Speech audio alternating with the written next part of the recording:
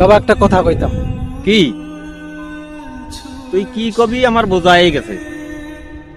একটা বাইক কেনার কথা কইছিস তো, যা দে বাদে যা, কাজ কর হারে। না বাবা ওইটা না, এই আই লাভ ইউ। বাবা তুমি আমার যত খুশি।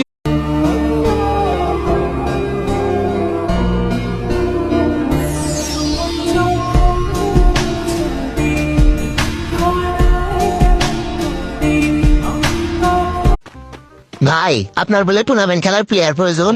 হ্যাঁ প্লেয়ার তো লাগছিলই, তা খেলাধুলা কিরকম পারো? পারি, ভালোই পারি। ও আচ্ছা ঠিক আছে। তাহলে ভাই আপনাদের স্কোয়াডে আমার রোল কি?